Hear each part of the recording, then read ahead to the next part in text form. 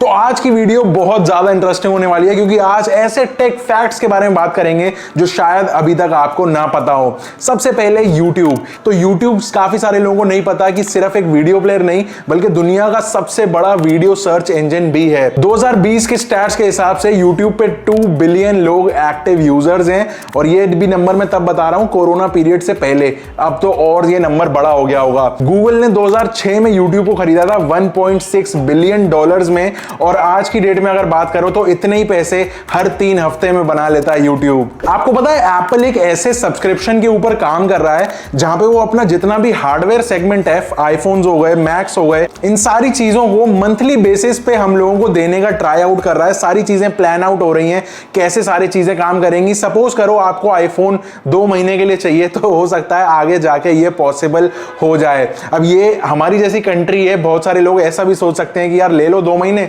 नहीं लौटाएंगे, देखते हैं क्या करते हैं। तो ये एप्पल के लिए काफी ज्यादा चैलेंजिंग हो जाएगा कि ऐसे लोगों से कैसे वो बचेगा या फिर क्या ही स्कीम निकाल के आता है, क्या कुछ सिक्योरिटी डिपॉजिट रखेंगे, क्या करते हैं, ये आगे चल के पता चलेगा। एक चीज बड़ी शॉकिंग है, हैकर्स के मामले में रशिया सबसे आगे आता है, लेकिन दुनिया में अगर सबसे ज्यादा हैकर्स वाली कंट्रीज की बात करें तो वहां पे रशिया देखने को नहीं मिलता। टॉप 3 कंट्रीज जहां पे हैकर्स सबसे ज्यादा हैं, सबसे पहले है चाइना जो कि 41% पे है, उसके बाद है यूएस 10% पे और उसके बाद है टर्की 4.7% के साथ। ये काफी इंटरेस्टिंग लगा मुझे।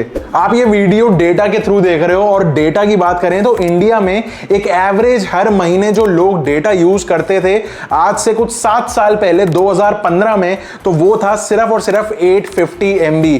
पूरे महीने में 850 MB यूज हो जाता था। लेकिन अगर आज की बात करो तो पूरे महीने में एवरेज इंडियन कंज्यूमर का डेटा यूसेज स्काई रॉकेट होके 14.6 GB पे पहुंच गया है। आप कितना डेटा कंज्यूम करते हो पूरे महीने में, बताना जरा नीचे कमेंट करके।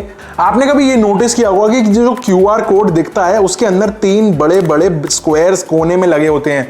ये क्यों होता है आपको पता है? अगर 1 लगाते तो भी दिक्कत थी, 2 लगाते तो भी दिक्कत थी। ये प्रॉब्लम एक सॉल्व हो रही है जो सिर्फ 3 से ही पॉसिबल है।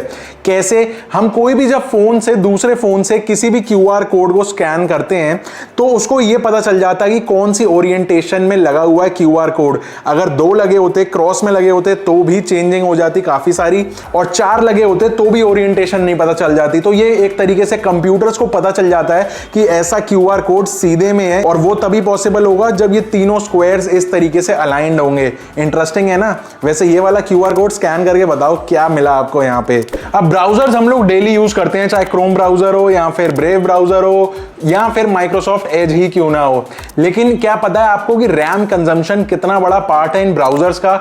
मतलब कि हर ब्राउजर अपने हिसाब से अलग अलग क्वांटिटी ऑफ रैम कंज्यूम करता है हमारे डिवाइसेस से, जो कि हमारे वर्क प्रोसेस को और स्लो या फास्ट बना देता है। एक डिटेल टेस्ट हुआ जिसमें से ये रिपोर्ट निकल के आई कि अगर क्रोम, एज और फायरफॉक्स को कंपेयर किया जाए कि अगर आप एक टैब खोलोगे तो सबसे कम रैम कंज्यूम करता है गूगल क्रोम, सेकंड नंबर पे है एज और थर्ड पे है फायरफॉक्स। लेकिन ये गेम चेंज हो जाती है जब आप टैब्स बढ़ाते जाते हो। अगर मैं 20 टैब्स खोलता हूं तो यहां पे सबसे ज्यादा रैम कंज्यूम करेगा गूगल क्रोम और सबसे कम कंजम्पशन होगी एज से। और अगर नेक्स्ट लेवल और चले गए, 60 टैब्स आपने खोल लिए तो यहां पे सबसे कम जो रैम कंज्यूम करेगा वो है एज। आप कौन सा ब्राउजर यूज करते हो और ये चीज कैसी लगी आपको? आप कितने टैब्स यूज करते हो नीचे मुझे जरूर बताना। एक और इंटरेस्टिंग चीज बताऊं तो काफी सारे लोगों को लगता है कि अगर अपने फोन में डार्क मोड यूज करेंगे तो उससे उनकी बैटरी बच जाएगी, लेकिन ये पूरे हद तक सही बात नहीं है। ये चीज तभी काम करती है जब आपके फोन की डिस्प्ले OLED या फिर AMOLED हो।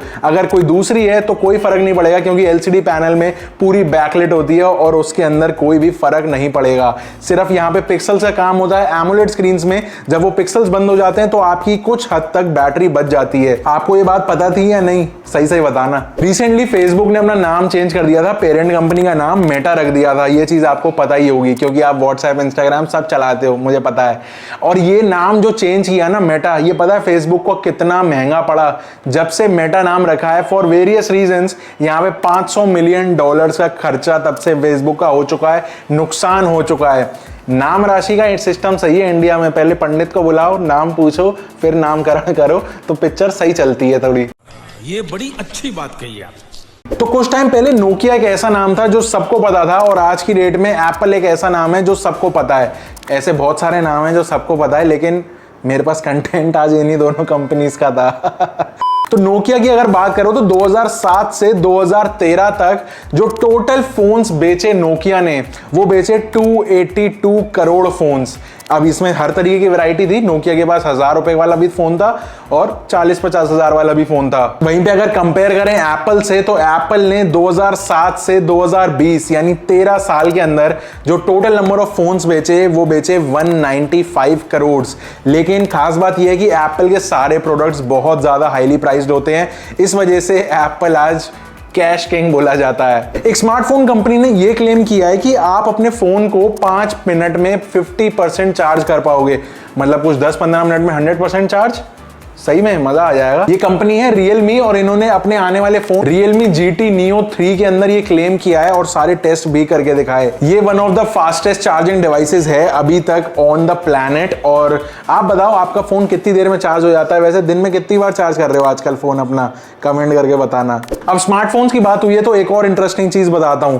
2021 में सबसे ज्यादा मॉडल्स जिस कंपनी ने लॉन्च किए, आपको पता है कौन सी है? 3 कंपनीज मैंने शॉर्टलिस्ट करी। जो सबसे पहले नंबर पे है वो है सैमसंग। सैमसंग ने 2021 के अंदर 29 फोन के मॉडल्स लॉन्च करे। सेकंड नंबर पे आती है Realme जिसने 25 मॉडल्स लॉन्च किए। और थर्ड नंबर पे है Vivo के साथ iQOO जिन्होंने मिलके 23 फोन्स लॉन्च किए। और एक तरफ है ये एप्पल जैसे, मतलब एक फोन निकाल देते हैं, उसके 2 वेरिएंट, खत्म। अब अगले साल बात करेंगे। अगली चीज है इंस्टाग्राम के बारे में। और इंस्टाग्राम का ये स्टैट आपको चौंका देगा। इंस्टाग्राम के हिसाब से इंडियंस डेली के हिसाब से 60 लाख रील्स अपलोड कर रहे हैं इसके प्लेटफॉर्म के ऊपर। 60 लाख रील्स डेली की अपलोड हो रही है। समझ रहे हो कितना कंटेंट हो गया? कितना बढ़िया वाला कंटेंट आता है इंस्टाग्राम पे, पता तो है ही आपको। नो वंडर आजकल हर कोई कंटेंट क्रिएटर बन गया है, कोई इज्जत ही नहीं बची है। आपको पता है जीपे जो है हमारा इंडियन पेमेंट प्लेटफॉर्म, वो रशिया में भी चलता है। लेकिन अभी के लिए रशिया में सारे पेमेंट के मेथड्स ब्लॉक हो रखे हैं, इंक्लूडिंग जीपे एंड एप्पल पे, बहुत सारे सैंक्शंस की वजह से। लेकिन इंडिया को ना अभी कोई खतरा है ना आगे कोई खतरा होगा। क्यों? क्योंकि इंडिया के पास है अपना यूपीआई सिस्टम। और ये आत्मनिर्भर भारत के चक्कर में जो बढ़िया बढ़िया चीजें हो रही है ना डिजिटल इंडिया में, ये इंडिया को एक स्ट्रॉन्ग पॉइंट दे रहा है। जिसकी वजह से अगर आगे कुछ दूसरी कंट्रीज से दिक्कत होती भी है तो पेमेंट नेटवर्क पूरे कंट्री का इतना स्ट्रांग है कि टूट ही नहीं सकता। वो एक अलग बात है, डॉलर वॉलर इधर उधर से बातें होती रहें, माफ करना, उससे मैं इधर उधर निकल जाता हूँ। आज की डेट में हमें कोई फोन वाटरप्रूफ मिलता है तो हम काफी खुश हो जाते हैं। लेकिन ये टेक्नोलॉजी बहुत पुरानी है। लगभग 10 साल पहले से जापान में वाटरप्रूफ फोन्स बिक रहे हैं और आज की डेट में 95% से ज्यादा वहां पे जितने भी फोन्स हैं वो सारे के सारे वाटरप्रूफ हैं। और ये होने का बड़ा ही एक वियर्ड रीजन है क्योंकि वहां के लोगों को नहाते में फोन चलाने की आदत होती है। इसीलिए हर कोई जो भी फोन परचेज करता है वो सिर्फ और सिर्फ वाटरप्रूफ फोन लेता है, नहीं तो ऐसा फोन ही नहीं चाहिए। आप यूज करते हो वैसे नहाते हुए फोन? करते तो हो। एप्पल के एयरपॉड्स आते हैं, वो तो आपको पता ही होगा। लेकिन एप्पल कितने पैसे बनाता है एयरपॉड्स बेच के, ये पता है? इतने पैसे बनाता है कि अकेला 3 कंपनियों को पीछे छोड़ देता है, स्नैपचैट, ट्विटर और स्पॉटिफाई। अगर तीनों के कंपनीज के रेवेन्यू भी जोड़ लो ना तो एप्पल के एयरपॉड्स के आगे फीके पड़ जाते हैं। इतना अंधा पैसा छापता है एप्पल सिर्फ अपने एयरबड से, तो बाकी सोचो कितना ही बनाता होगा। आज की डेट में जितना ये सारा डेटा कलेक्शन हो रहा है और हर लोगों का इतना सारा डेटा बना रही है कंपनीज, आपको ये पता है कि ये 90% ऑफ द डेटा जो आज की डेट में एग्जिस्ट करता है वो सिर्फ और सिर्फ 3-4 साल का ही है। 2019 से लेकर 2022 तक का ही सारा डेटा है। इतना डेटा इन सालों में कलेक्ट किया गया कि टोटल डेटा में 90% डेटा हो गया है। उससे पहले जो चल रहा था वो तो मस्ती मजाक था और आगे जो होगा वो होगा असली बैटल। आजकल सब जगह NFTs और मेटावर्सेस की बात चल रही है, लेकिन आपको ये पता है कि NFTs की मार्केट कितनी ग्रो कर गई है? वो भी सिर्फ और सिर्फ 12 महीने, 1 साल के अंदर। अंदाजा लगाओ, 50%, 75%, 100%, 200, सब साइड कर दो।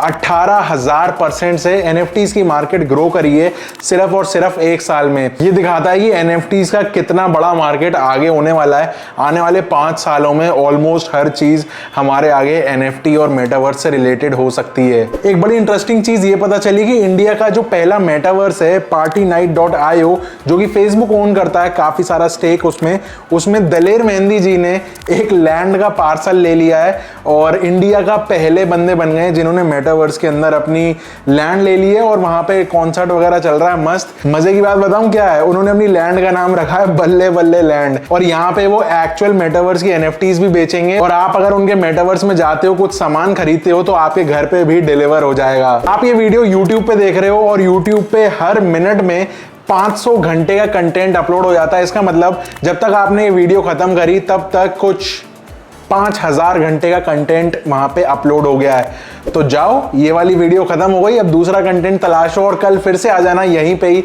और सब्सक्राइब कर लेना इस तरीके की और इंटरेस्टिंग वीडियोस के लिए। मिलता हूं अगली वीडियो में, तब तक के लिए स्टे सेफ, स्टे sarcastic, सी या।